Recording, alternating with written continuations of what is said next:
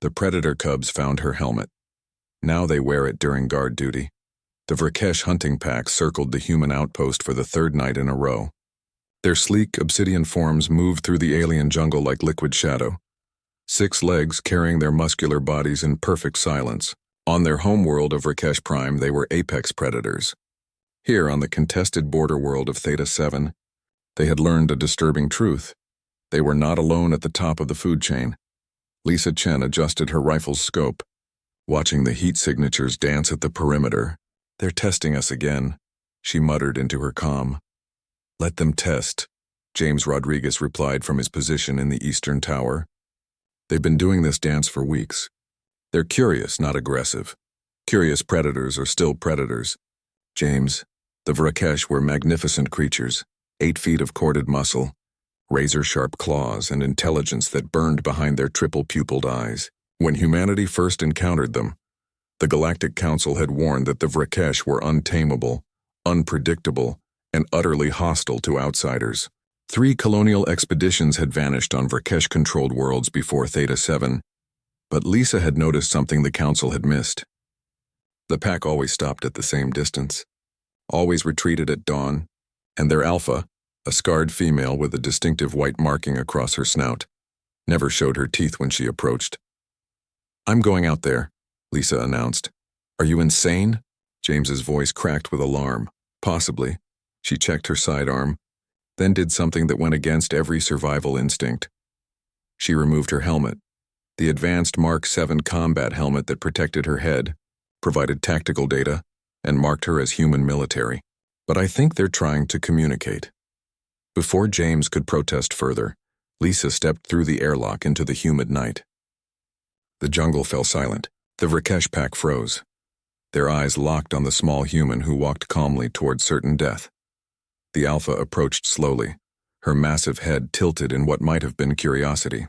Lisa stopped 20 paces away and did something that would later be studied in xenobiology classes across the galaxy. She placed her helmet on the ground between them and backed away. The alpha sniffed the air, then moved forward with surprising delicacy. She examined the helmet, touched it with one clawed hand, then looked at Lisa with what could only be described as understanding. The predator picked up the helmet carefully, so carefully, and retreated into the darkness. "Lisa, get back inside now." James was panicking, but Lisa stood her ground. "Wait, just wait. 3 days passed." The attack stopped completely. The Vrakesh pack no longer circled the outpost. James and Lisa maintained their watch, but the jungle remained eerily quiet. On the 4th morning, Lisa found her helmet returned, placed carefully at the exact spot where she'd left it. But it wasn't alone. Beside it lay a Vrakesh claw deliberately shed, and something else that made Lisa's breath catch. 3 small clumsy paw prints in the mud, each no larger than her hand. "They have cubs," she whispered. Understanding dawned like sunrise. The pack hadn't been testing their defenses for an attack.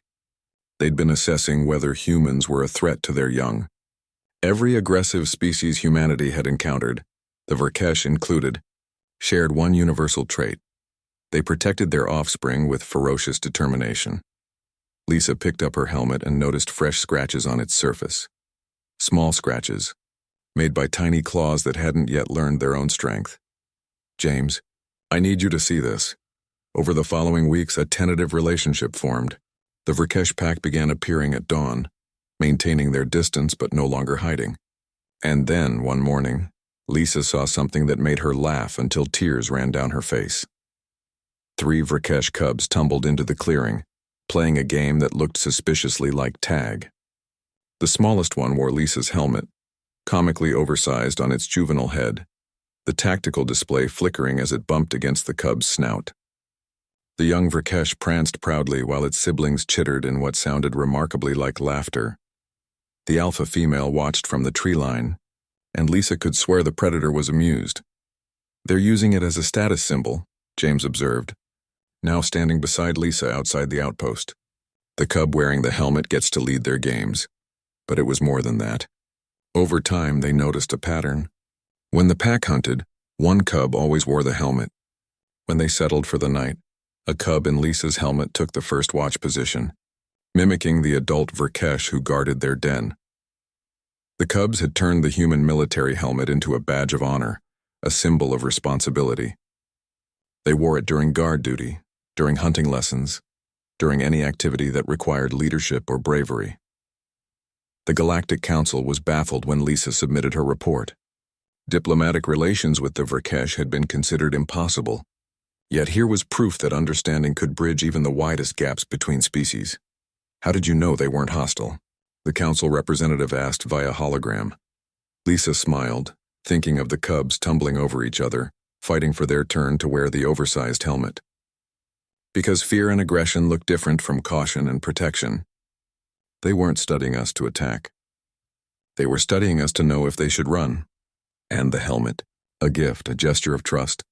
I showed them I understood they had something precious to protect.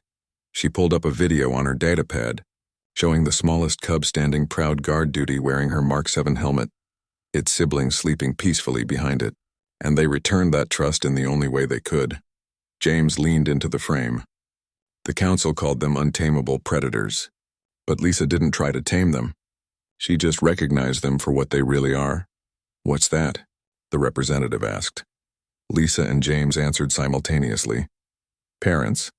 The image of the tiny Vrkesh cub, drowning in human military technology, standing fierce guard over its family, became the symbol of the new human Vrkesh alliance.